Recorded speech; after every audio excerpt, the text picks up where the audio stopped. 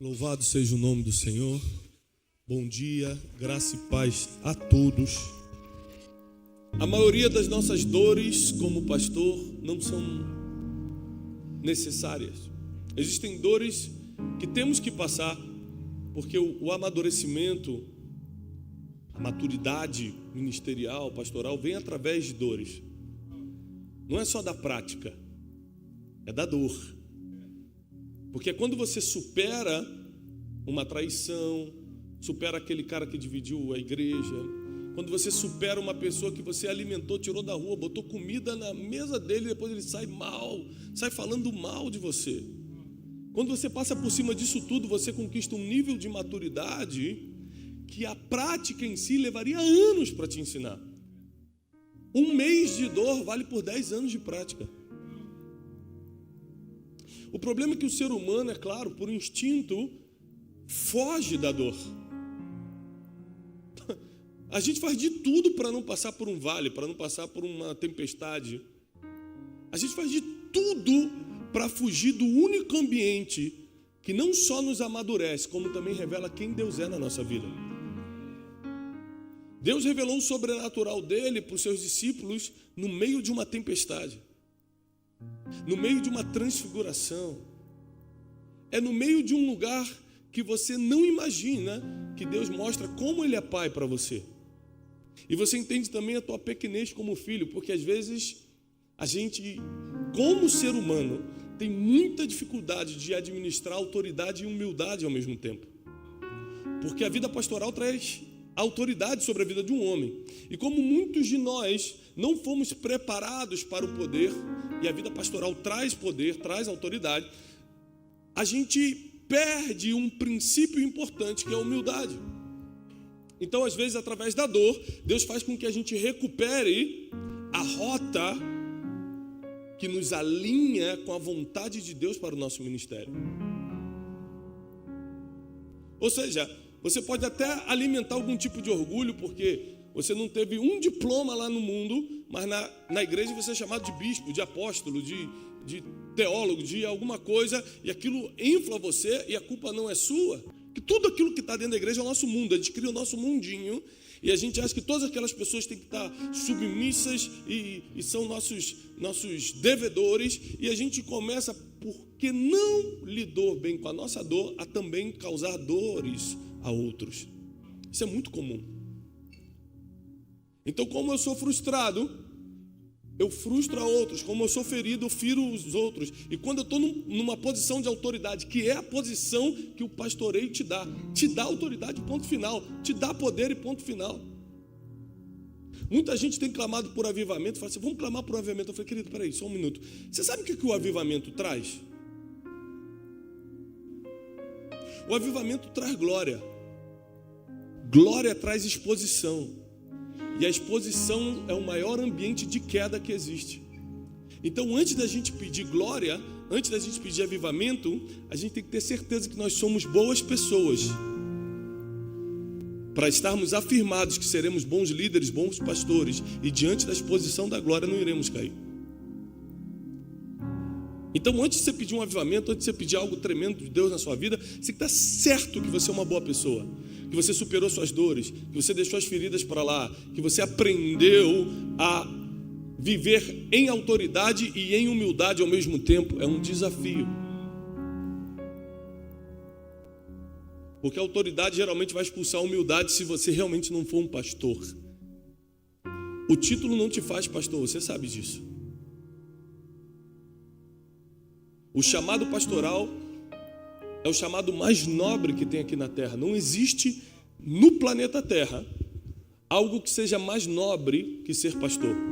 Eu tive a oportunidade de fazer mestrado, doutorado, de viajar o mundo todo, de conhecer pessoas de altíssimo calão. Por causa da minha profissão, eu acompanhei artistas, jogadores de futebol, tanta gente estratégica, e eu posso te afirmar, sem medo de errar, me escute como um pesquisador nessa manhã. Eu posso te afirmar que não existe uma missão, um chamado mais nobre do que o pastor, porque o pastor, além de cuidar da alma e da salvação de quem o escuta, de quem é apacentado por ele também é tudo ao mesmo tempo: psicólogo, pai, ajudador, sociólogo, assistente social, pastor é tudo ao mesmo tempo. Você não vai encontrar uma profissão no mundo que consiga fazer o que o pastor faz. Se nós tirarmos a igreja da sociedade hoje, esquece a religião, vou falar só socialmente. Se a gente tira a igreja, a prostituição triplica, o tráfico de drogas quintuplica, 5 vezes mais. O hebraico está muito fluente, né, irmãos? Então, às vezes você vai falar, o hebraico quer vir, e tu tem que segurar e confunde. Meu Deus. Se a igreja sai da sociedade, acabou a esperança do mundo. Agora, uma coisa que a gente tem que entender é que igrejas são guiadas por pastores. E tem um dito evangélico muito comum que o pessoal fala assim, ó, a igreja somos nós. Não é assim? Quem é a igreja? Nós. Se a igreja somos nós, a igreja está bem ou está mal?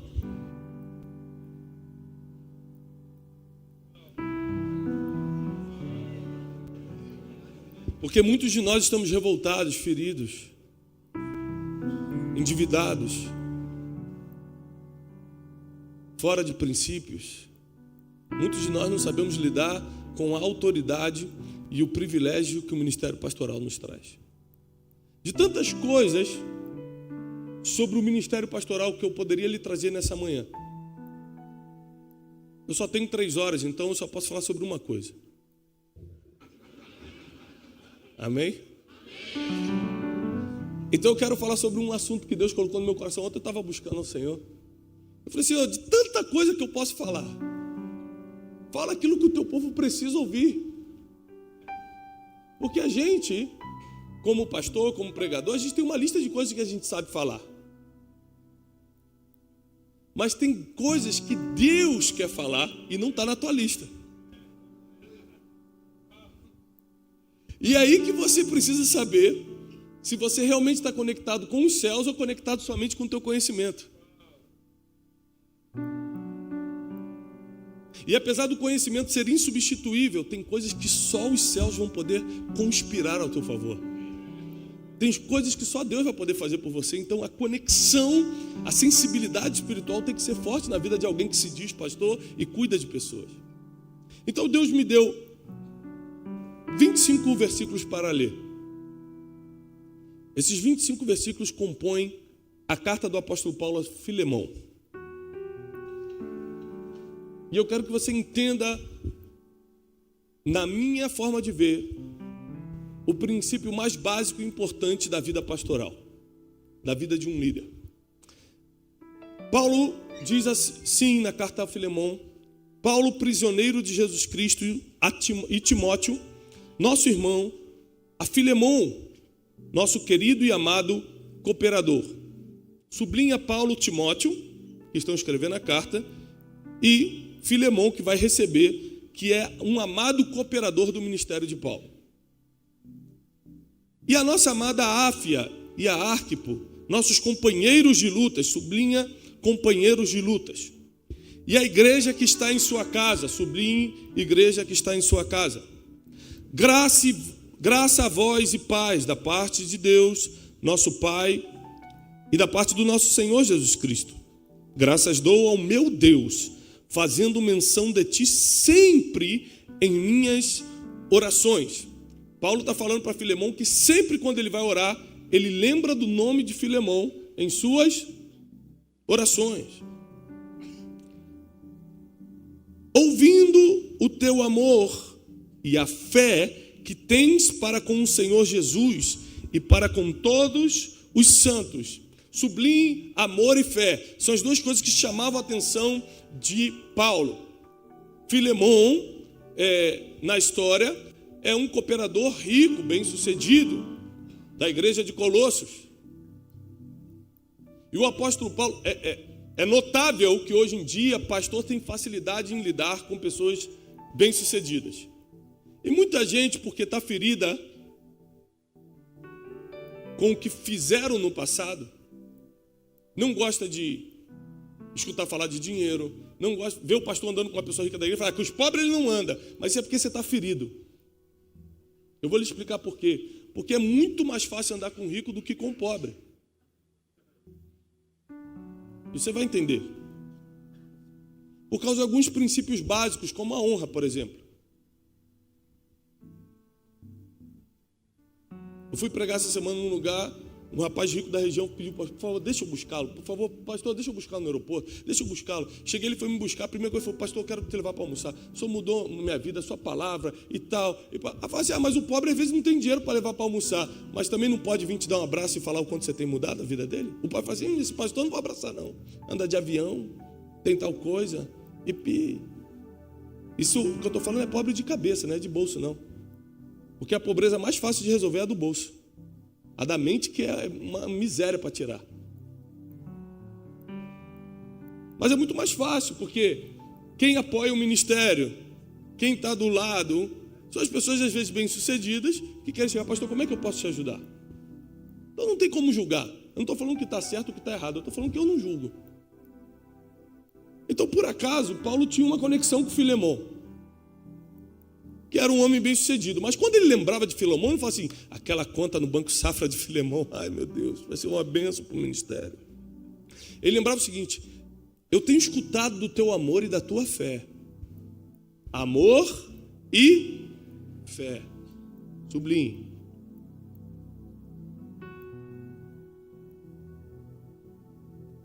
E para com todos os santos. Versículo 6. Para que a comunicação da tua fé seja eficaz no conhecimento de toda boa coisa que há em vós por Cristo Jesus. Porque nós temos grande alegria e consolação no teu amor. Porque por ti, ó meu irmão, as entranhas dos santos são revigoradas. Olha, no nosso linguajar carioca, apesar de eu morar em São Paulo, eu sou carioca, a gente fala assim, olha a moral que o apóstolo Paulo está dando para Filemão. Por causa de você, as entranhas dos santos são revigoradas. Ele está botando Filemão lá em cima, mas é porque vai vir uma pancadinha agora. O Dr. Augusto Cury chama isso, é uma técnica emocional. O Dr. Augusto Cury fala o seguinte em quase todos os seus livros. Você nunca pode chamar a atenção de uma pessoa sem primeiro abrir a mente dela com elogios. Isso é psiquiatria. Porque quando você critica uma pessoa, a mente dela se fecha no mecanismo chamado circuito fechado da memória. E não importa mais o que você fala, ela não está mais te escutando, porque a ebulição de sentimentos dentro dela faz com que ela fale, o que esse cara está pensando que é? Como é que ele fala isso para mim? E ela já não está mais escutando nada. Então como é que você prepara uma pessoa para a crítica? Querido, você é uma benção. Douglas, você prega muito. Essa barba está bem aparada. Já essa jaqueta vermelha, meu filho, temos que conversar sobre isso. Eu sei que o irmão é da liberdade, mente aberta. Mas aí você vem com a crítica agora. Entendeu? Mas primeiro eu falei que a barba estava bonita. E Paulo começa a botar Filemão lá em cima para usar o que hoje a psicologia chama de técnica. Mas desde os tempos antigos da Bíblia, Jesus já treinava seus apóstolos para fazer. Porque a ciência nunca vai revelar alguma coisa que a Bíblia já não tenha falado antes. Nunca. E diz o seguinte, versículo 8, pelo que ainda que seja muito corajoso em Cristo para te mandar o que é conveniente, contudo por amor peço-te, sendo eu tal como sou, Paulo, o velho, e agora também prisioneiro de Cristo, peço-te por meu filho Onésimo, que gerei nas minhas prisões. Onésimo, um antigo servo escravo de Filemão, que saiu de forma feia do relacionamento com Filemão. Conhece Paulo em Roma. Paulo treina ele, discipula ele, ganha ele. E agora vai devolvê-lo para Filemão. Isso aqui dentro das nossas igrejas é quase impossível. Porque o tema de hoje, o tema da nossa palavra hoje é como lidar com pessoas.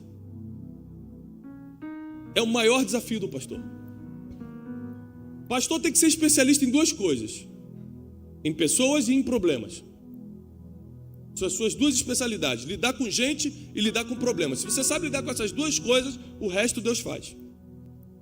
Milagre é com Deus, sobrenatural é com Deus, cura é com Deus, você só precisa ter fé. Agora, partindo de você, partindo de dentro de você, você vai ter que aprender a lidar com pessoas e aprender a lidar com problemas. Se você aprender essas duas coisas, já prepara para prosperar. A maioria das vezes você ficou sem dormir foi porque alguém da igreja te feriu. Foi porque um pastor abriu uma igreja do lado. Foi porque algum outro líder mandou uma indireta na internet. Foi porque alguém copiou um projeto seu. Sempre tem a ver com pessoas. Sempre tem a ver com pessoas. A gente não sabe lidar com isso. E aí Paulo vai se meter agora numa confusão entre pessoas. Fala o seguinte: agora que eu já te elogiei, agora que eu preparei seu coração, agora que você sabe que você é importante para os santos, agora que você sabe que pessoas são alimentadas através de ti, Filemão, eu te peço. Eu podia te pedir qualquer outra coisa. Paulo está falando o seguinte: eu vou gastar um cartucho que eu tenho contigo. Sabe isso que a gente fala de, poxa, eu não posso gastar esse cartucho agora. Eu posso falar com ele, eu posso falar com ela, mas eu vou deixar isso para uma próxima oportunidade, porque vai vir um pedido melhor, eu peço para o pastor Manguba. Eu sei que se eu pedir uma oferta de 1 milhão para o pastor Manguba, ele me dá. Amém? Quem crê? Ele crê, ele recebeu. Amém? A câmera filma, por favor, essa cena, para ficar registrado. Mas só que é o seguinte: ele pode me dar isso uma vez. E às vezes eu estou fazendo uma obra na igreja, falo, pô, pastor Manguba, me ajuda aí. Ele vai até me ajudar, mas é só dessa vez. Mas eu esqueço que daqui a 2 anos eu vou estar num outro nível de desafio, que aí sim essa oferta seria necessária, mas eu gastei meu pedido lá atrás. Então queimar cartucho é algo é muito delicado. E Paulo está literalmente gastando um cartucho. Ele fala o seguinte: eu posso te pedir qualquer coisa, porque eu sei que você vai fazer por mim. Mas o que eu quero te pedir mesmo é que você receba Onésimo. Porque presta atenção, pastor nunca gasta cartucho a seu próprio benefício. Toda vez que você vê alguém gastar cartucho para se beneficiar, não é um pastor. O pastor dá a vida pelas ovelhas. O pastor fala assim: você podia fazer para mim, mas faz por Onésimo. Meu Deus. Eu cresci vendo meu pai, que é comandante dos fuzileiros navais, que era pastor de uma igreja pequena no Rio de Janeiro, abrir mão de várias coisas para ele, para poder ajudar os outros. Eu cansei de ver meu pai sair 3, 4 horas da manhã para ajudar alguém, para visitar o hospital. Eu vim de uma boa escola. Eu vim de uma escola em que a igreja não era grande, não era próspera, mas a gente realmente tinha um pastor. Ninguém que passou pela comunidade de Vila Cosme, chamava a igreja, pode dizer que não teve um pastor. Essa escola me ensinou algumas coisas e o livro de Filemão me alinha com isso. Paulo vai gastar o seu cartucho para ajudar alguém que ele estava discipulando, coisa que às vezes a gente não quer fazer, sabe por quê? Porque às vezes quem mais a gente discipula, quem mais a gente ajuda é quem vai enfiar a faca nas costas. E deixa eu te dar uma notícia, e vai mesmo. Se você não souber lidar com traição, se você não tiver acostumado com a dor, você não nasceu para ser pastor. Mas por que você sente a dor ainda? Porque você não entregou realmente a sua vida para o ministério. Porque quando você começa a viver para o ministério, já não vive mais você, mas Cristo vive em você. E morto não sente dor, morto não se sente traído. Então por que você está se sentindo traído, com dorzinha, ferido porque alguém? Porque você está considerando você, o teu ministério. E não as ovelhas são de Cristo e você está só pastoreando enquanto o Supremo Pastor não se manifesta. Porque quando o Supremo Pastor se manifestar, aí você vai receber a inacessível coroa de glória. Não pegue a sua coroa das ovelhas agora, porque o Supremo Pastor tem a coroa reservada para você. Segura! Aguenta! A sua recompensa não vai vir das suas ovelhas, que nem são suas, são de Jesus. A sua recompensa vai vir da mão daquele que morreu, ressuscitou. Naquele grande dia ele vai vir andando na sua direção e vai te chamar pelo nome. Você que cuidou das minhas ovelhas, você que abriu mão dos teus direitos autorais, porque tem gente que fala: esse projeto é meu, fulano está copiando meu projeto. Se você não abrir mão dos teus direitos autorais, você não é pastor. Você já viu um pastor falar comigo: olha, Thiago, um monte de gente copiando no Brasil, agora tudo é clube, tudo é inteligência, tudo é não sei o quê, porque eu comecei isso alguns anos atrás. Falei assim: glória a Deus, ninguém está me copiando. Eu acredito só que eu comecei uma nova sessão, uma nova estação. Tem mais é que fazer. Porque se eu me achar dono, se eu achar que eu tenho os direitos autorais sobre o que Deus me dá, eu não posso ser pastor, eu tenho que ser empresário, registrar minha patente e batalhar pelo meu dinheiro.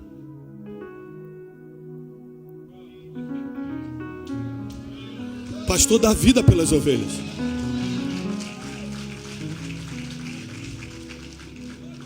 Pastor dá vida pelas pessoas.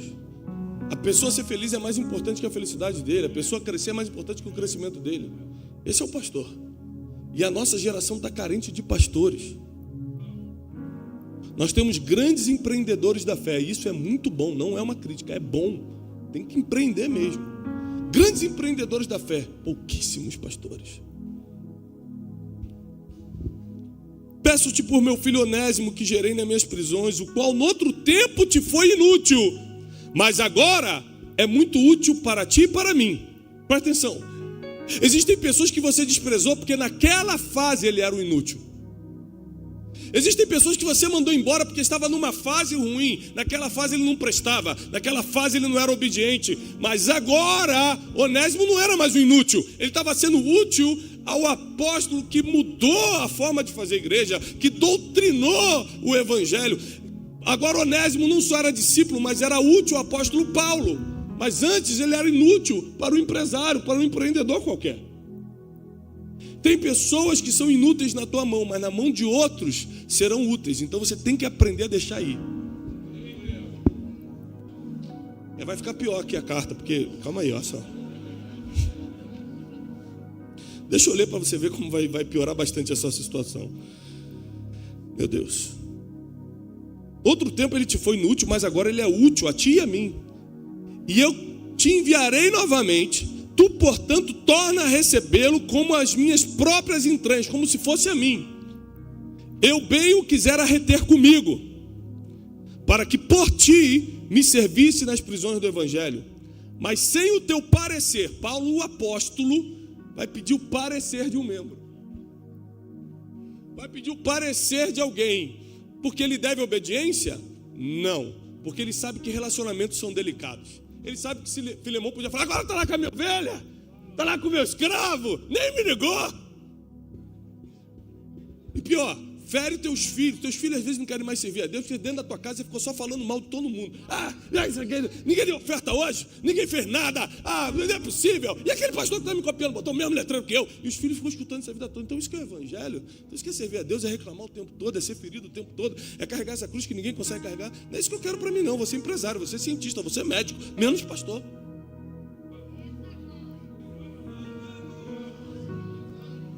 Quando eu boto meu filho para dormir, eu gravo o áudio, tem aquele sistema de gravação de áudio no celular. Meu filho tem 5 anos, José. E quando eu estou em casa, eu adoro botar ele para dormir, porque ele começa a puxar alguns assuntos muito engraçados. A gente começa a conversar com a luz apagada até ele dormir. E eu tenho um áudio gravado aqui antes de ontem. Eu gravo muito esses áudios para ir escutando no avião. Eu viajo muito, então estou sempre escutando os áudios dos meus filhos. E... nessa conversa de antes de ontem, eu falei assim, filho, qual é a coisa que você mais ama no mundo? Ele está numa fase de futebol, a Copa do Mundo, ele só fala de Neymar, Cristiano Ronaldo, ele está nisso, negócio de videogame, compra camisa para mim, pai do Brasil, ele está naquela fase de menino e tal. Eu falei, qual é a coisa que você mais ama no mundo? Ele falou, pai, eu gosto de muitas coisas, eu vou gravar esse áudio para sempre, enquanto der, mas o que eu mais amo é te ver pregar. 5 anos. Porque na minha casa, e eu não sou perfeito, mas na minha casa a gente fala do evangelho, a gente não fala dos problemas do evangelho. Na minha casa a gente fala do amor de Cristo e não do ódio das pessoas. Na minha casa a gente ensina a palavra de Deus e não nas pessoas que estão feridas usando a palavra para seu benefício próprio. Às vezes a gente perde mais tempo falando do pastor que está fazendo errado dentro de casa, com a nossa esposa, com nossos filhos ouvindo, criando um modelo mental de negatividade na mente deles, do que ensinar o evangelho puro e verdadeiro para a nossa própria família através dos nossos exemplos.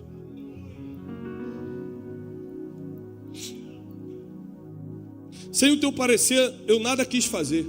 Ele vai fazer isso porque ele vai consultar Filemão, porque ele sabe que é delicado o relacionamento. O cara estava na minha igreja, depois vai para a igreja do pastor Josué. Ainda mais se for um bom dizimista, aí eu fico com raiva do pastor Josué para sempre. E aí o pastor Josué recebeu o cara. Como é que ele não me ligou, rapaz? Esse cara saiu daqui dando problema, como é que ele não me liga? É assim ou não é? Sim ou não, pessoal? Que susto.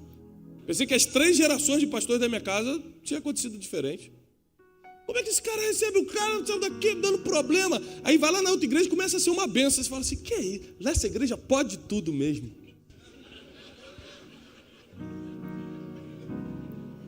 É porque tem pessoas que não dão certo na tua mão, mas vão dar certo na mão dos outros. Você tem que se acostumar a isso. Mas tem pessoas que não vão dar certo lá, só vão dar certo aqui também na tua mão. Então fica tranquilo. Às vezes pela tua proximidade, pela tua forma de liderar, é difícil que tal pessoa com aquele temperamento, com aquela vida espiritual, com aquela fraqueza se dê bem contigo. Às vezes você não tem paciência para cuidar daquela fraqueza, então Deus vai mandá-lo para outro pastor.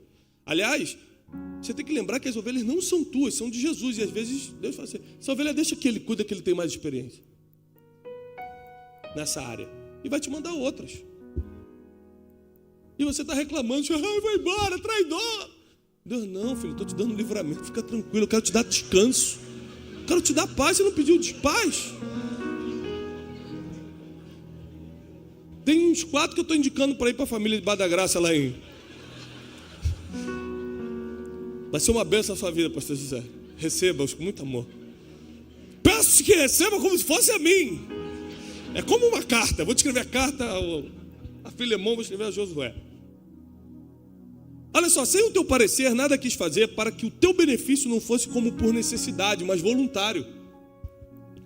Porque bem pode ser que ele tenha se apartado de ti por algum tempo, para que agora o recebesses para sempre. Tem pessoas que Deus vai tirar da tua convivência por um tempo, para ser treinado por um apóstolo Paulo da vida. Porque você não teria condições de treiná-lo como o apóstolo Paulo treina, principalmente pelo teu envolvimento emocional com a pessoa. Filemão era patrão, era chefe, era empreendedor, e Onésimo era um escravo. É muito provável que ele não iria discipulá-lo com o amor e com a fé que Paulo fez. Mas só que como Onésimo se tornaria um homem útil, porque Deus já te viu no futuro, e é por isso que ele te deixa de pé, porque hoje talvez você não esteja bom, hoje talvez você não esteja aprovado, hoje talvez você não seja tão útil ou empreendedor, mas ele já te viu daqui a um ano. Então ele te bota numa escola para aprender e depois te devolve para o lugar de onde você saiu. E aí o apóstolo Paulo recebe ele agora para sempre, porque por um tempo foi necessário que ele ficasse longe de você, para agora ele voltar com as habilidades, com o coração, com a utilidade que vai fazer o teu ministério crescer como nunca antes. Recebe ele agora. Porque, versículo 16, mas não o receba mais como servo, mas acima de servo o receba como irmão amado. E agora ele vai mudar então o título de Onésimo, porque quem passa pela vida de um pastor tem a sua titularidade mudada. Antes você era escravo do pecado, agora você é filho amado. Antes você era mentiroso, agora você anda na verdade. Antes você era escravo, agora você é irmão querido. Falei assim, não receba mais ele como servo, receba ele agora como um amado irmão, especialmente para mim, quanto mais para ti, assim na carne como no Senhor. Assim, pois, me tens por companheiro, versículo 17, assim, pois, se me tens por companheiro, recebe-o como a mim mesmo. Agora ele vai partir para o constrangimento. Ele vai no amor, depois ele vai na crítica, volta no amor e agora vai no constrangimento. Se você me considera mesmo, recebe ele como se fosse a mim. Se, quando bota o se, é para constranger. Se você me ama, não vai para essa viagem, meu amor. Vocês já entenderam, glória a Deus. Deus fala com todos. A Julinha, minha filha, tem 9 anos. Aí ela chegou pro o manager do nosso instituto, cuida de toda a parte do instituto, da agenda. Foi lá em casa tomar um café essa semana. Aí ela chegou para ele, falou assim, olha, queria falar contigo 1 minuto. Aí ele, opa, pode falar, Julinha. Cancela toda a agenda do meu pai de junho. Por quê? Porque esse mês ele vai ficar comigo. Se ele me ama.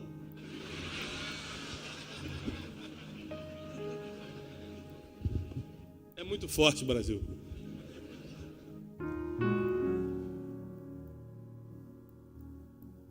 Aí ela chegou no outro dia para mim e falou, pai, queria tanto ganhar um celular. Pai, todo mundo tem meu celular, meus amigos tem todo mundo tem celular. Eu falei assim, papai teve que cancelar a agenda toda de julho. Ela, pai, pode ir, né? Nada como um constrangimento para resolvermos as coisas. Versículo 17. Se me tens por companheiro, recebe-o como a mim mesmo. Versículo 18 é fortíssimo. E se ele te fez algum mal, se ele te deve alguma coisa, põe tudo isso na minha conta. Quais são os pastores que hoje estão de peito aberto para falar, quem te feriu? Meu discípulo, bota na minha conta, eu vou te pagar. Quem está hoje disponível para cobrir o erro dos outros, para resolver problema que você não criou? Quem hoje são os pastores que estão de coração aberto para dar vida pelas ovelhas? Não, ele errou no passado, eu cubro o erro dele. Eu não estou falando daquele infeliz que está sempre errando, sempre se mete em dívida. Tu vai lá, ajuda ele vai lá, compra de novo no cartão sem poder. Não estou falando, esse aí deixa, entrega, como diz Paulo, de Alexandre Latueiro. Quem conhece a Bíblia pegou. Esse entrega na mão daquele primo que está rondando, vive de rodear a terra. Para quem não pegou o versículo, vai pegar essa. Se ele te fez algum mal ou te deve alguma coisa, põe isso na minha conta. Ele não vai pagar não, quem vai pagar sou eu. Um pastor vive de relacionamentos, vive de lidar com pessoas, com problemas e resolver problemas. Se você acha que resolver problema dos outros é muito pesado, entrega hoje o ministério nesse altar, passa a sua igreja e vai para a sua empresa, você vai resolver seus próprios problemas. Porque na igreja você vai ter que resolver o problema dos outros. Não tem outra opção. Eu não conheço outro caminho. E como eu te falei, me escute como um pesquisador nessa manhã. Eu tenho visitado as maiores igrejas do mundo. Por causa da nossa conferência Destino, dos nossos programas de atualização ministerial, eu tenho conversado com grandes pastores. Pastores que têm revolucionado a forma de fazer igreja no mundo. E a estatística não mente. Pastor sempre vai cuidar do problema que ele não criou. Pastor sempre vai cuidar do problema de outras pessoas. Agora deixa eu falar uma coisa. Quem resolve seus próprios problemas recebe um aplauso. Parabéns, hein? Fez mais do que sua obrigação. Não fez mais do que sua obrigação. Agora quem resolve o problema dos outros recebe o governo. Quem recebe a liderança de bandeja do povo? Quem resolveu o problema deles. Se levantar, por que a gente segura alguns ministérios na igreja? Porque se o cara que está sentado ali, que é um membro, começa a fazer milagre, começa a ajudar as pessoas, levando alimento na casa de quem está precisando, começa a dar uma palavra boa, o pastor aquele tem duas opções: sair fora e deixar esse cara assumir, ou falar que o Satanás está usando ele e expulsar da igreja. Só tem essas duas opções, não tem outra. Porque esse cara vai ser um problema para você. Por quê? Porque ele está dando resultado que você não dá. Alguns pastores já são inteligentes, pegam o cara, ordena o pastor e fala: irmão, vai abrir um campo missionário que eu tenho para você lá em Parauebas. Cadê o pastor? Parauebas? Paraupebas. Vou mandar para lá, interior do Pará. Aleluia. É a única chance. Porque as pessoas dão a liderança para quem resolve o problema delas, não para quem foi nomeado líder. Isso você vê em qualquer filme, qualquer livro de liderança. Eu começo a resolver teu problema, você começa a me dar a autoridade. Então por que pastor é um resolvedor de problemas? Porque a autoridade vem quando você resolve o problema de quem não consegue resolver. A sua ovelha chega na igreja todo enrolado, porque não consegue resolver aquilo que você, de longe, com uma palavra, com um conselho, consegue resolver. Quando eu estava arrebentado, quebrado, passando pela pior fase da minha vida, a empresa tinha quebrado, e antes de me dedicar ao ministério eu era empresário, devendo milhões, numa situação dificílima, emocional, abandonado pelos meus amigos. Eu lembro que meu pai e meu pastor iam lá em casa todo dia e falavam assim: ó, vai dar certo, vai sair dessa situação, liga para aquele rapaz que você está devendo, eu vou ficar do seu lado. Sabe o que meu pai, que era o meu pastor, fazia? Só botava no meu ombro e falou: liga aí, eu estou aqui contigo.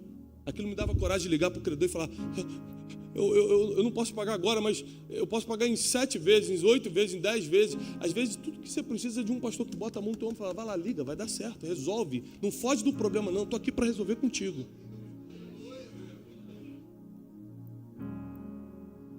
E às vezes a gente é mais fraco do que um membro, porque ele não foi no domingo de ceia, você fala, também não vou mais atender o WhatsApp dele. Você é mais fraco que o cara que faltou. Porque você não sabe passar por cima das fraquezas dele, em nome da grandeza do ministério que Deus te confiou. Se você não aprender a lidar com pessoas que vão sempre te deixar para lá, que vão esquecer, só vão te ligar só quando precisa, é isso mesmo, é só quando precisa. Se você não quer isso, desiste. Mas Deus vai levantar outros que vão te honrar. Para cada desonra, Deus te dá dupla honra. Você tem que aprender isso. Você tem que cumprir o teu ministério, continuar servindo as pessoas, e Deus vai mandar às vezes pessoas de fora para fazer aquilo que as pessoas que você está discipulando não fazem por você. Mas Deus é o teu pastor. Ele que não te deixa faltar nada. Eu, Paulo, de minha própria mão escrevi: eu o pagarei, para não te dizer que tu mesmo te deves inteiramente a mim. Sim, irmão, eu me alegrarei de ti no Senhor, revigora as minhas entranhas no Senhor. Confiado que você é obediente, eu te escrevo, sabendo que você fará ainda mais do que eu te peço. E além disso, prepara-me também pousada, porque eu confio que por causa das vossas orações vos serei restituído. Saúdam-te, Epáfras, meu companheiro. De novo aparece a palavra companheiro. Paulo ia sempre mencionando quem estava com ele, quem eram os amigos, quem eram os companheiros de batalha. Sublinha Epáfras, meu companheiro, de prisão em Jesus Cristo. Marcos, Aristarco, Demas e Lucas, meus cooperadores. Sublinha esses nomes, por favor. Agora, você sabe o que é engraçado? Na segunda carta ao Timóteo, capítulo 4, versículo 10, diz assim: porque Demas me desamparou, amando o presente século, se foi para Tessalônica. Vou reler o versículo 24. Marcos, Aristarco, Demas e Lucas, meus cooperadores. Tem gente que é teu cooperador na carta ao Filemão, mas em Timóteo já está te abandonando. E você não vê Paulo feridinho, porque Demas se foi. Só bota ele na história como aquele que deixou o ministério. Amou o presente século. Se você não souber lidar com pessoas que você deu amor, mas ele preferiu amar o mundo, você não pode ser pastor. Porque lidar com pessoas é assim. E Deus te amadurece através dessa dor. A maioria, a gente fala, por que o reino de Deus não se estabeleceu no Brasil? Porque a igreja evangélica pode estar bem no Brasil, o reino de Deus não está. Porque tudo é meu, tudo é isso. Nada é para o reino, nada eu vou fazer se eu não for ganhar. É o meu congresso, a minha conferência, a minha igreja, a minha placa, meu nome, meu isso, meu aquilo. Mas a gente sempre bota para dar aquela santificada, mas é tudo para a glória do Senhor. Mentira. Para a glória do Senhor é quando todo mundo ganha.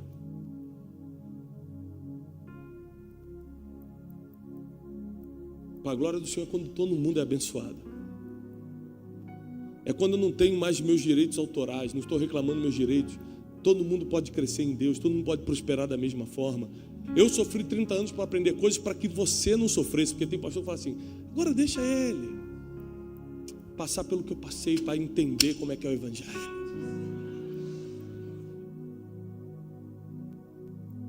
Tudo que Deus te permitiu sofrer foi para que teus liderados nunca passassem por isso. Toda a dor que você passou foi para que a tua família nunca precisasse passar por isso. Todas as dores ministeriais que você teve é para que todos os teus amigos, cooperadores no evangelho não passem por isso. A gente, pastor é a raça mais difícil de fazer amigos que tem. A gente escutou um grande pastor estrangeiro esses dias, e ele falou para o meu pai o seguinte: toda vez que um pastor te ligar, saiba que não é por amizade, ele vai te pedir alguma coisa.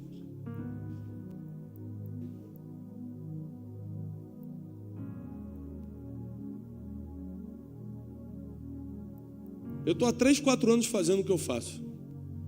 Sabe quantas ligações eu recebi para perguntar se eu estava bem, se minha família está bem? meu casamento está bem, se meus filhos estão com saúde. Sabe quanta gente já me chamou para pregar na igreja e perguntou se eu estava com saúde para ir? Quase nenhuma. O pessoal quando liga é porque vai pedir. Estou falando de pastores. A gente não sabe ser amigo, porque a gente está ferido. A gente não sabe dar vida pela ovelha, vai dar vida por outro pastor que a gente vê como concorrente. Quem perde com isso é o reino de Deus aqui na terra. A gente não consegue fortalecer um ao outro. A gente não consegue ser amigo um do outro. A gente não consegue entender que essa ovelha vai dar certo na tua mão e não na minha, por mais que a tua igreja esteja na esquina. Eu tenho alguns amigos, como eu falei, não são todos, porque eu tenho alguns amigos ministeriais que me ligam, claro. E esses dias, 2 horas da manhã, meu telefone tocou. Era um amigo meu, pastor de uma grande igreja. Pô, Thiago, não aguento mais esse negócio de ministério, não. Pô, meu amigo de louvor saiu, foi para a igreja aqui do bairro. E não sei o que. Eu falei, e aí, pastor, qual o problema? Ah, eu formei o cara. Agora o outro vai pegar a mamatinha, tudo pronto. Eu falei, pastor, é assim. Deus te usou para preparar ele, como Paulo preparou a Onésimo para Filemão agora desfrutar do filé, assim. Paulo plantou, Apolo que regou, porque Paulo não viu a colheita não, ele só plantou. Já tinha outro regando. Paulo já tinha subido, já tinha outro regando. Outro vai colher, mas quem dá o crescimento de tudo que você faz, que o da esquina faz, que o outro pastor faz, é o Senhor. A nossa confiança está em Deus. A nossa esperança está no céu. E porque a gente perdeu a esperança do céu e fixamos a esperança na instituição que a gente criou, a gente fica chateado com pessoas. Quer ver você nunca mais ficar ferido com alguém? Nunca mais? É um profeta chegar para você, um profeta que você confia e falar assim, daqui a 5 anos, nessa mesma data, Deus vai te levar. Irmão, pode acontecer um problema que for que você vai estar assim, fala varão, pastor, estou saindo, vai lá campeão, rebenta lá. Porque quem sabe que vai morrer, não está nem aí para os problemas.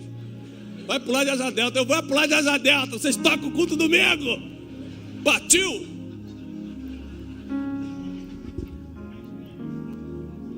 Hashtag partiu. Engraçado que com a gente é pior, porque a gente não sabe quando vai morrer. A gente pode morrer amanhã. E vivemos uma vida com dores desnecessárias. Levamos problemas para casa que não precisávamos levar. Destratamos pessoas que só estavam numa fase que eram inúteis, mas depois seriam úteis.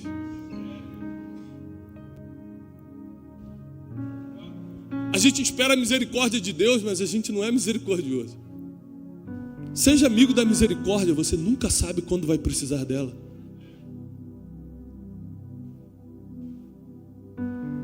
Tem gente que não tem misericórdia com aquele membro que errou 3 vezes, mas esquece que você no passado errou mais de 30. Se você não souber lidar com a fragilidade do ser humano, você não está habilitado ainda para ser um pastor. O ser humano vai sempre nos ferir, vai sempre deixar a gente de lado. Mas a nossa recompensa não vem do ser humano. E é isso que você precisa sair daqui entendendo.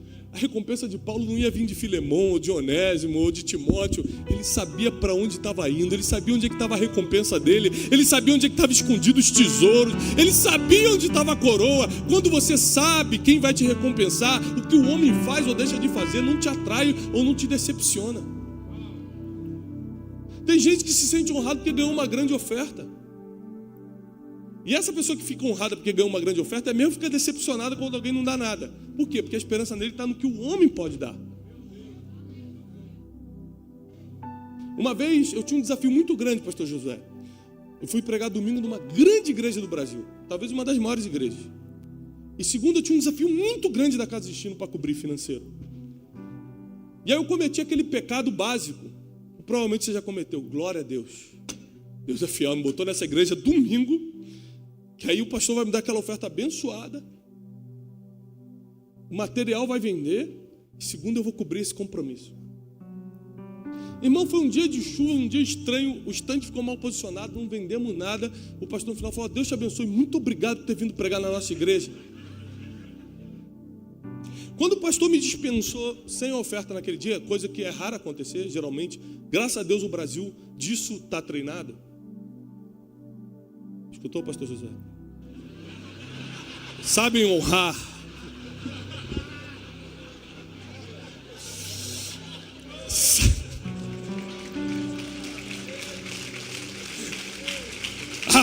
Aleluia. Toca no teu filho hoje, Senhor. Você riu um pouco. Quando aquele homem me dispensou sem oferta, eu falei assim, eu errei. Na hora, o Espírito Santo me trouxe um temor. Eu falei, nossa, eu botei minha confiança no que ele podia me dar, por isso que não veio. Na hora eu me arrependi, falei, Senhor, isso não vai mais acontecer. E ao mesmo tempo veio uma alegria, porque eu falei assim, e essa conta vai estar paga amanhã.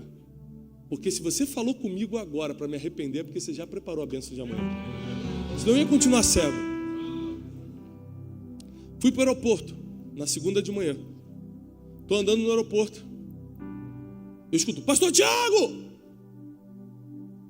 Pastor Tiago! E como eu sou muito reconhecido pelas pessoas, tem vezes que eu finjo que não estou escutando, porque eu estou cansado no dia.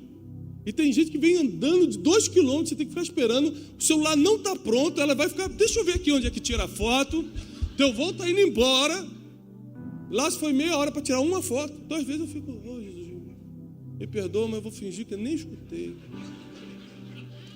E eu, Pastor Tiago! Quando eu olho para trás, está vindo um cara correndo assim, ó. Meu irmão está parecendo campeão olímpico, vou até esperar para ver quem é. João Pedro, meu, pastor, graças a Deus te achei. Pastor, você não pode ir embora. Eu tenho uma oferta para o senhor. Falei, glória a Deus, eu parei, Senhor. Falei, vamos tirar essa foto, varão. Vai ser forte, vou até posar assim, vou fazer. Falei, pastor, ontem eu estava assistindo o culto pela internet. Ele não estava no local que eu estava pregando. Deus falou comigo, mas Deus me pegou. Aí minha esposa confirmou, viu? Porque para isso Deus colocou a esposa na nossa vida, para botar o dedo na cara, viu? Eu te falei!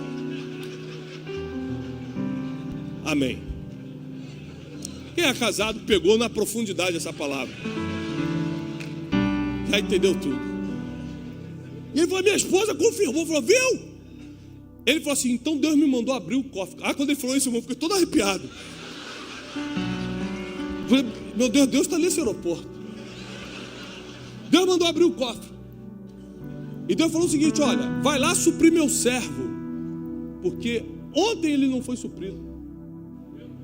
Ele me trouxe uma oferta em dinheiro, que eu falei, será que eu posso entrar no avião com esse dinheiro? Eu não sabia, por causa da quantidade. E aí eu passei naquele negócio de filmar, assim, é Jesus.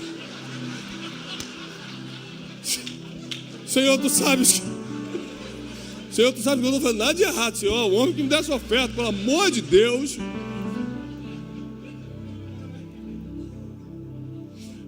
Quando eu cheguei em casa, eu fui contar. Porque Deus é fiel, Deus não manda nem mais, nem menos. Tinha certinho o que eu tinha que pagar na segunda-feira.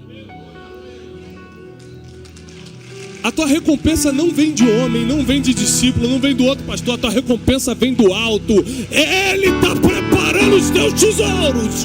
Ele está preparando a tua coroa, a tua recompensa. É Ele que está preparando para você. É Ele que está cuidando de você. Sirva as pessoas e deixa que Deus te serve. Deus cuida de você. Sirva a tua geração. Seja lâmpada na tua geração. Seja luz na tua cidade. E deixa que Deus te ilumina. Deixa que Deus faça a parte dele. Ele é especialista em fazer a parte dele. Cumpre a tua. Cuida dos que Deus te confiou. Se Deus confiou na tua mão, é para você cuidar. Sabe uma coisa que eu mais escuto, pastor? Rapaz, na minha igreja só tem maluco. Porque o ser humano é complicado. É assim mesmo. Por isso Deus levantou pastores e não psicólogos. Porque psicólogo não dá jeito nessa maluquice. Quem dá é pastor. Porque psiquiatra não resolve o problema da família. Quem resolve é o pastor através do Espírito Santo. Quem a solução do Brasil não é o próximo governo, é a igreja. E quem dirige a igreja somos nós, pastores. Você é a solução desse país. Se você parar, o Brasil para. Se a tua igreja diminuir, o Brasil retrocede. Você não pode parar. Tua igreja não pode parar. Teu ministério não pode parar. Porque você é a esperança dessa nação. E você vai começar a lidar com pessoas e com problemas como nunca lidou antes. Deus vai te fortalecer. O Espírito Santo vai te ensinar. Seja sensível, humilde para aprender, para receber. Porque Ele vai te levantar. Deus vai te levantar. E Ele vai suprir todas as tuas necessidades em Cristo Jesus. Eu não sei quanto tempo eu tenho ainda. Glória a Deus. Escute isso. Nunca mais julgue um pastor por causa da tua realidade infeliz. Fulano está de jato. Em vez de estar pregando, eu estou aqui pregando evangelho nas favelas. Aí você acha que é mais especial porque ele está no jato e você está na favela? Essa é a mentalidade miserável que a gente tem. Estou falando de miserável de dinheiro não, é de mente mesmo. Quando a Bíblia diz que Deus vai suprir todas as nossas necessidades em Cristo Jesus, para alguns a necessidade é o avião.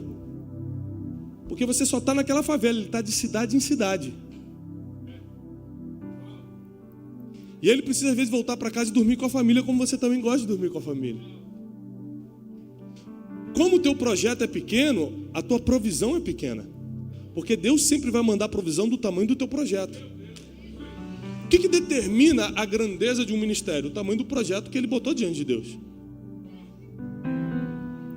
Então tem gente que fala, Deus, eu quero estar de cidade em cidade pregando o evangelho. Deus vai lá e dá um jato para ele. Aí você vai lá e vai julgar, podia estar alimentando os pobres, podia não. Quem foi chamado para alimentar pobre é você, ele foi chamado para estar de cidade em cidade. Cada um tem seu chamado e a gente não pode julgar o outro, ponto. A gente tem que parar com essa mentalidade do julgamento, tudo isso é falta de relacionamento. A gente não consegue se relacionar com quem está, entre aspas, se dando melhor. A gente acha que está se dando melhor porque os resultados naturais são diferentes, mas a nossa recompensa não é. Gente, isso é muito profundo. Você não mede se a pessoa está bem ou mal aqui. Às vezes ela está bem aparentemente porque esse é o caminho que Deus deu para ela para conquistar mais coisas para o reino. E na tua mão talvez não daria certo. Por quê? Porque Deus só dá aquilo que a gente pode administrar. Tem gente que se ganhar um pouco mais já fecha a igreja. Fala, para que eu estou com isso aqui aberto, gente? E fecha e vai viver a vida. Existe uma pesquisa que a gente está levantando para a conferência de destino desse ano, pastor José, que 72% dos pastores fechariam a igreja se tivesse outra fonte de renda. 72% dos pastores fechariam suas igrejas se tivessem outra fonte de renda. Isso quer dizer que 28% dos pastores estão trabalhando pelo ministério. Com dinheiro ou sem dinheiro eu estou aqui. Deus me chamou para isso. Os outros são interesseiros? Não. É a necessidade, ele não sabe fazer outra coisa.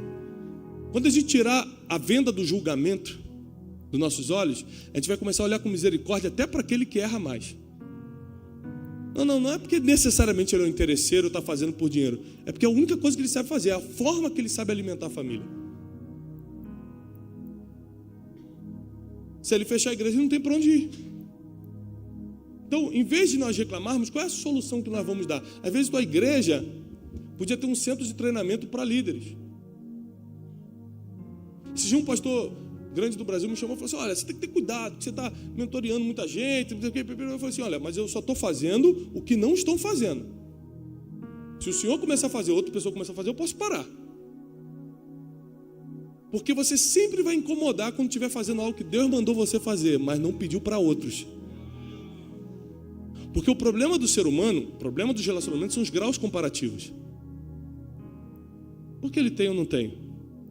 Por que ele anda de tal coisa ou não anda? Porque Deus deu para ele e não deu para mim.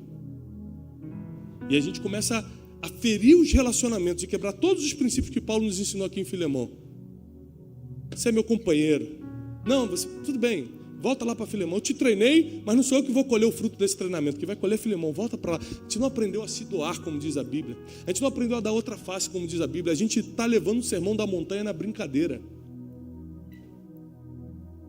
E o Evangelho de Cristo só vai ter efeito no país quando você começar a levar as palavras de Jesus a sério. Tudo que Jesus falou foi muito sério. E às vezes você acredita mais no que o professor da faculdade te ensinou, e está até hoje fazendo o que o professor te ensinou, mas não faz o que a Bíblia As palavras de Jesus te ensinaram. Se alguém te ferir numa face, por mais que tenha sido um discípulo que te custou trabalho, dá outra. Aquele que não abandonar pai, mãe, filhos por causa de mim, não é digno de mim. Esse dia eu sentei com meus filhos e expliquei a importância da gente entender que o que a gente desfruta hoje é a permissão de Deus. Se Deus nos pedir outra coisa, a gente vai ter que deixar tudo para trás para seguir a palavra de Deus. Se você não inculcar nos teus filhos que você vive para o reino de Deus e não para a instituição que você criou evangélica, eles vão sempre depender da instituição que vai pagar o salário deles no futuro, mas não do reino dos céus. E a instituição é muito boa, porque é uma das formas naturais de se manifestar o reino, mas é uma das formas. A igreja é a porta do céu. Mas você pode entrar numa casa pela janela? Se você abrir a janela, você consegue entrar? Claro. Pode entrar para uma casa pelo teto? Sim ou não, pessoal? Lógico. A gente tem na Bíblia um versículo que diz que 4 amigos abriram o teto para descer um aleijado. Agora, o que é mais fácil? Entrar pelo teto ou entrar pela porta?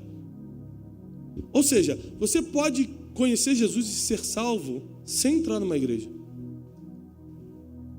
Você pode estar numa Cracolândia, drogado, o Espírito Santo se revelar a você e você se converter para o céu, sim ou não? Sim, mas nas estatísticas, o que acontece mais? O que é mais fácil, se converter dentro de uma igreja ou na Cracolândia drogado? Dentro de uma igreja. Então presta atenção, a igreja não é a única forma, mas é a porta. É a maneira mais fácil das pessoas aceitarem Jesus e irem para o céu. É a maneira mais fácil das pessoas conhecerem a Deus e terem um relacionamento com Ele. Então, se a igreja é a porta, por que a gente não está investindo tudo que tem na porta do céu na terra que é a igreja? Porque a gente não acredita que ela é a facilitadora do evangelho aqui. A gente está vendo ela como uma instituição e não como a porta do céu. Mas isso também é por causa da nossa falta de relacionamento. Tudo vai voltar para pessoas. A gente está ferido com pessoas. Quando você fala, eu não acredito mais na igreja, não é na igreja que você não acredita naquele líder que te feriu. É pessoas. Igreja é parede, não te fere. Igreja é instituição, é parede, não te fere. O mercado pet shop, no meio de tanta crise, foi o único mercado que não deixou de crescer, porque as pessoas estão confiando mais em cachorros do que em pessoas. Isso é estatística. Por quê? O cachorro não te fere. Vem cá, dog, Bob. Aí ele vem, fica ali. Se fosse uma pessoa, ia querer te contar a vida dela, contar o que está sentindo. Eu só quero ver televisão. É difícil lidar com pessoas. Mas se você é pastor, não tem outro caminho. Deus vai te treinar para lidar com pessoas e com os problemas delas. E eu quero profetizar sobre a tua vida. Quanto mais problema você resolver, mais autoridade Deus vai te dar. Quanto mais problema você resolver, mais unção Ele vai te dar. Quanto mais problema você resolver, mais Ele vai te levantar nesse país. Quanto mais problema você resolver das pessoas, mais como líder você será reconhecido por elas. Então prepare-se, porque a partir de hoje, você é um solucionador expert de problemas. Você é uma pessoa que sabe lidar com outra pessoa, que entende as fraquezas, a fragilidade, que tem empatia, que se coloca no lugar da outra pessoa, entende porque ela fez o que está fazendo, por mais que seja errado. Você nunca vai poder entender o adulto que a pessoa é se não escutar a criança que ela foi.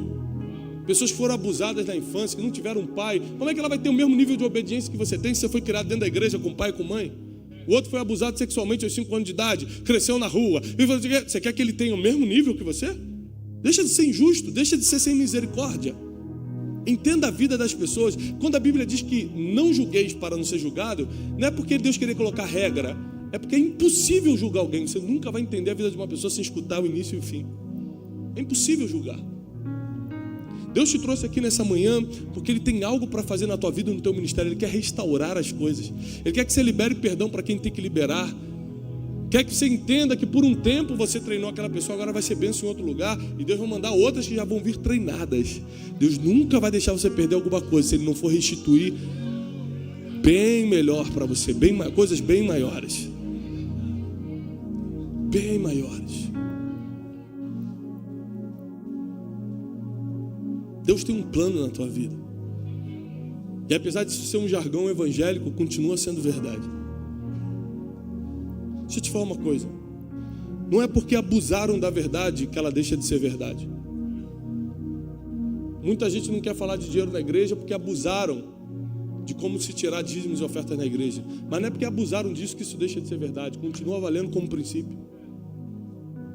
Não deixa que o abuso de alguns fira os princípios que você tem. Não deixe que o erro de pessoas manipule a sua forma de pensar sobre elas. A nossa recompensa nunca virá dessas pessoas. A nossa recompensa vem do céu. Escuta uma coisa, tem coisas que você está fazendo aqui na terra que ninguém vai ver, mas os céus estão registrando. Os céus estão registrando, e quando o céu registra, ele começa a conspirar ao teu favor. Quando os céus registram, ele começa a conspirar ao teu favor, porque eles estão vendo coisas que você está fazendo e ninguém está fazendo. Quando os fariseus chegavam nas sinagogas, gostavam de sentar na frente das praças públicas, gostavam de fazer oração longas, Jesus fala assim, fiquem tranquilos, eles já receberam a recompensa. A recompensa é uma só. Você pode receber aqui na terra, não é pecado, mas já recebeu. Mas você também pode abrir mão da recompensa aqui e pegar lá em cima, que é eterno. Às vezes nós parecemos crianças. Sabe como é que minha filha age quando vai no shopping? Pai, eu quero essa boneca. Pai, eu quero essa boneca. Eu falo, filha, não. Você não está juntando dinheiro para ir de férias no final do ano para Disney? Estamos. Então, você prefere essa boneca agora ou ir para Disney daqui a alguns meses? A boneca agora. Porque criança é assim. Ela não sabe esperar o melhor. Ela quer agora, o desejo de agora. Às vezes a gente parece criança. Deus falou, calma aí, eu vou te dar uma recompensa eterna. Ah, não, eu quero o carrinho agora. Eu quero a igreja cheia agora. Não, mas eu vou te dar uma coroa no céu. Não, eu quero que... A gente é criança. A gente quer agora. Enquanto Deus está falando, não, agora é hora de trabalho. Agora é hora de plantar. Agora é hora de dar vida pelos outros. A tua recompensa está lá na frente e eu vou te entregar. Eu mesmo, nas minhas mãos, te entregarei. Vai chegar num dia que o inimigo vai tentar vir contra você e te acusar. Vai chegar um dia que o inimigo vai tentar vir cobrar uma dívida de você. Falar, não, você mentiu, você me deve. E Jesus, figurativamente, na carta do apóstolo Paulo, a Filemão, Jesus vai ser como Paulo. Vai se colocar na frente do devedor e falar assim, eu pago essa dívida. Bota na minha conta. Eu te dou um cheque que eu emiti há 2000 anos atrás, com letras de sangue. Está tudo pago, ele não deve mais nada a ninguém. Eu paguei a dívida dele, eu paguei a dívida dela. A sua dívida já está paga. Não importa como foi seu passado, o que importa é o que você vai fazer a partir de hoje. Quando sair daqui dessa conferência no teu ministério, nunca mais as coisas serão iguais. Nunca mais ficará do tamanho que está. Deus vai te levantar de uma forma que você não imagina, que você não espera. Você tem que se preparar para viver o melhor de Deus. Você tem que se preparar para viver uma etapa de crescimento sobrenatural em tudo que Ele confiou na tua mão para fazer. A Bíblia diz, tudo que Deus confiar na tua mão para fazer, faça conforme as tuas forças. Vai no limite da tua força. Até quando eu tenho que ir? No limite da minha força, conforme a minha força. Se eu tenho força, eu ainda faço. Se eu estou respirando, eu ainda continuo caminhando. Mas está difícil, vai conforme as tuas forças. Vai conforme as tuas forças. Continua caminhando. Mas estou me ferindo, continua caminhando. Mas estou me elogiando porque eu estou indo bem. Continua caminhando. Nem crítica, nem elogio pode te parar. Continua caminhando, vai em frente. Não para. Tua recompensa está lá no final da corrida. Continua correndo. Não se distraia no meio da corrida. Quem se distrai perde posição na corrida. Não se distraia com nada. Continua andando. As pessoas vão continuar te ferindo. Continua andando. As pessoas vão continuar falando mal quando você fizer tudo certo ou errado. As pessoas sempre vão criticar você fazendo tudo bem ou tudo mal. Continua andando. Não pare por causa de pessoas, porque você foi chamado por Deus para cuidar dessas pessoas. E porque eu sou pai, e porque meu filho é um neném, porque eu tenho habilidade para cuidar de quem não sabe fazer, não sabe trocar a própria fralda. Já pensou se eu ficasse, essa criança não sabe nem trocar fralda? Que coisa! Tem que ficar limpando todo dia. Com o filho a gente não faz isso porque a gente entende que ele não tem habilidade para fazer sozinho. Com os discípulos a gente quer que ele faça o que a gente faz há 30 anos. É um bebê na fé. Está começando. Mas a gente quer cobrar que ele seja o melhor, sem a gente nunca ter trocado fralda durante anos. Esses dias eu fiz conta com a minha esposa. Eu vou ficar 15 anos da minha vida limpando neném, trocando fralda. 5 anos eu fiz com a Júlia, 5 anos eu fiz com o José, desfraudou, mas até hoje, quando ele vai no banheiro, pai, acabei. E agora nasceu o Joaquim, são mais 5 anos, 15 anos. Sabe, quando eu vou subir nesse altar e falar assim, aí ó, tá aqui meu filho, acabou a faculdade, mas também 5 anos levando ele no banheiro, trocando a fralda. Sabe quando a gente faz isso? Nunca. Porque quem fez por amor nem lembra do que fez. Nem foi pesado. Se você não está no ministério por amor, você sempre vai reclamar das fraldas que trocou. Se você não está cuidando deles como filho, você sempre vai ficar anotando, dei uma mamar na sexta-feira, sábado eu levei no parque, tudo é uma obrigação, e você anota para cobrar depois. Mas no amor a gente não consegue cobrar, porque a gente nem lembra do que fez, nem foi pesado para a gente. Deus está te restituindo um amor pelas pessoas nessa manhã, para que você possa avançar num nível sobrenatural como você nunca imaginou.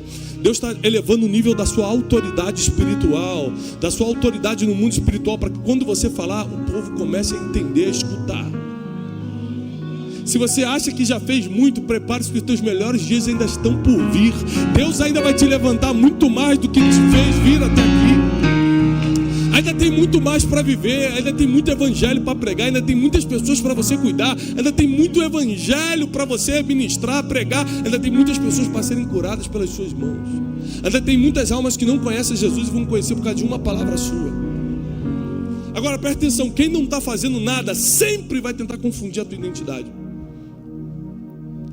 Que a gente consegue registrar, porque nos escrevem de 120 a 150 pessoas se convertem por mês pelos nossos vídeos na internet.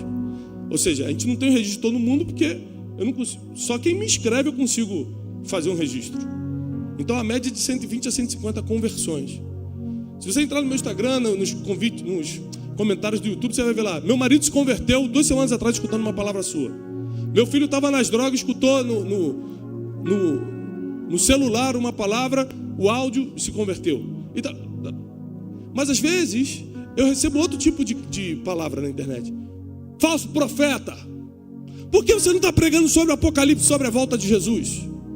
Está pregando aí sobre desenvolvimento pessoal, sobre inteligência emocional. Porque quem não está fazendo o que você está fazendo vai criticar os resultados que você tem. Presta atenção, no livro O Maior Poder do Mundo, que é esse livro novo que a gente lançou, eu falo sobre os 8 poderes que regem a humanidade. E o primeiro poder que rege a humanidade é o poder da informação. Se você entender esse livro, a tua vida ministerial vai mudar. Escute isso. A informação é o petróleo de hoje. Banqueiros vivem de informação, não de dinheiro. Pablo Escobar ficou décadas na frente de um negócio ilegal por causa da informação, não por causa do dinheiro. Ele sabia onde estavam as blitz, quem era o juiz que ia julgar o caso, ele tinha informação de tudo. Por isso ele conseguiu. A informação é um poder poderosíssimo. É um poder poderosíssimo. Amém. É o hebraico, está vindo o aramaico. É porque é o seguinte, eu fui alfabetizado em aramaico, né? Então, escute. Quando Deus tomou uma decisão no céu, de destruir a terra, ele chegou à conclusão e falou assim, vou destruir a terra, pronto. Decisões que são tomadas no céu não são compartilhadas com pessoas que estão na terra. Mas a Bíblia diz, pode atender, irmão, mas a Bíblia diz que Deus passou os olhos sobre a terra e achou graça em Noé. Aí quando Deus acha graça em alguém, ele é capaz de compartilhar segredos que foram compartilhados no trono. Quando Deus acha graça em alguém aqui na terra, ele compartilha decisões que ele tomou no céu com gente que está aqui na terra. Ele chama Noé e fala o seguinte, Noé, eu vou destruir toda a terra, prepara uma arca. E Noé começou a construir uma arca numa época que não chovia, e todo mundo começou a zombar dele. Maluco, o cara está há anos fazendo isso. Porque quem não tem a informação que você tem, vai zombar do que você está fazendo.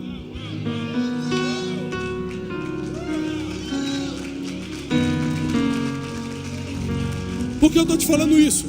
Porque Deus me deu uma informação. Eu vou começar a curar meu povo, mas antes de trazer um avivamento sobre o Brasil, eu vou trazer uma cura na vida emocional e financeira do meu povo. Eu comecei a pregar sobre emoção e finança. Aí muita gente critica por quê? Porque ele está doido para morrer logo, porque a vida dele está uma desgraça. Então fala, prega sobre o Apocalipse. E ele quer que eu mude a minha identidade. E a palavra que Deus me deu Só que ele está sentado no sofá criticando pela internet. Eu estou de cidade em cidade, de aldeia em aldeia pregando o evangelho. Então eu não posso aceitar essa crítica de quem nunca construiu nada na vida. Construiu nada e quer me criticar. Deus me deu uma identidade, uma missão e eu estou firme. Um propósito, eu estou firme nele. Então por que eu prego o que eu prego e não prego outras coisas? Porque eu tenho uma informação que pouca gente tem. Então estão me vendo construindo arco e estão zombando de mim. Doido. Ela está pregando sobre o avivamento do girar invertido, mas está...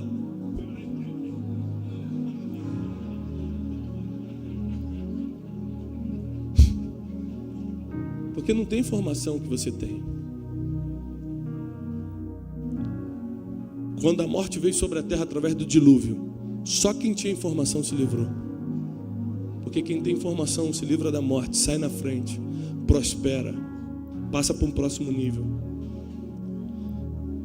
Sobre o que Paulo escreveu para Filemão, encerra aqui, nesse livro a gente fala sobre o poder dos relacionamentos, o poder da tua networking. A maioria das coisas que aconteceu na vida de grandes homens de Deus foi por causa dos contatos que eles tinham. José, quando estava na prisão, em vez de estar murmurando, que nem às vezes você murmura quando está num lugar que não era para estar, fazendo o que não queria fazer, José, em vez de estar, eu estou aqui injustiçado, Deus me prometeu, não cumpriu, era para eu estar governando, eu estou preso. Em vez de ele estar reclamando, ele estava fazendo contato, trocando WhatsApp com o copeiro. Me dá teu WhatsApp aqui. Ele estava aumentando a networking dele.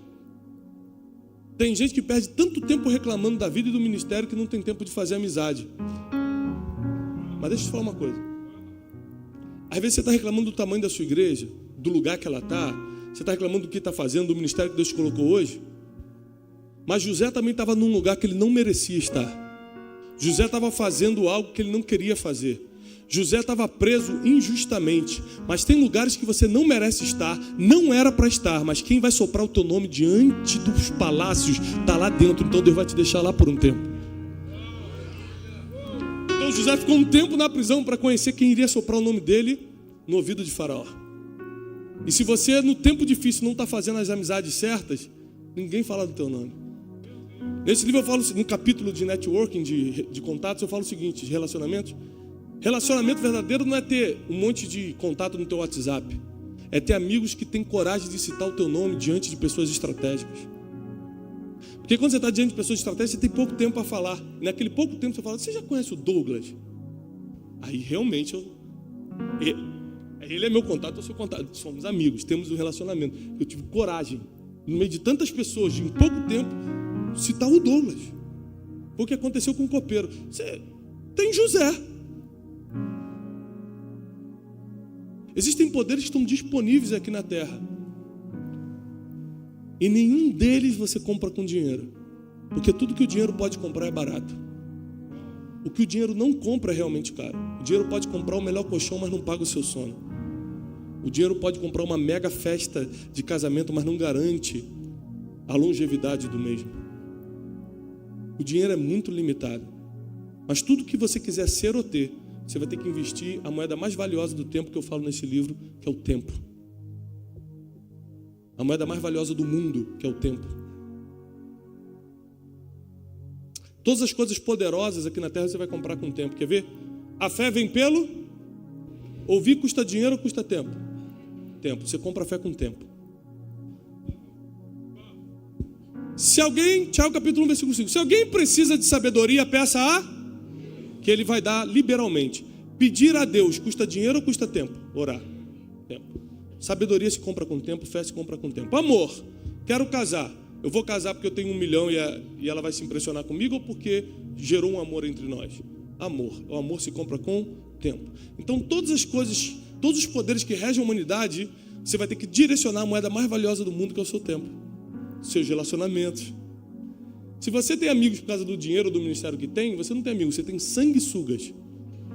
Amigo vem com tempo investido. E não por causa de algo natural que você tem. Então esse livro vai te ajudar, vai destravar a tua mente, vai te colocar em outro nível. E antes de orar por você, quero só avisar isso, que a gente vai estar lá fora, com os livros, O Maior Poder do Mundo. E os outros livros também, Dinheiro Emocional, 12 Dias para Atualizar a Sua Vida. Mas uma das funções que Deus me deu na terra foi treinar essa geração através de livros. E graças a Deus, pela misericórdia de Deus, nós temos sido bem-sucedidos. Nos últimos 18 meses, a gente tem estado na lista dos mais vendidos do país. E eu recebi alguns prêmios do ano passado para cá, e um deles dizia o seguinte, estou falando prêmios de livrarias, Saraiva, grandes editoras, dizendo o seguinte: antigamente o Brasil lia gurus e bruxos, agora está lendo pastor.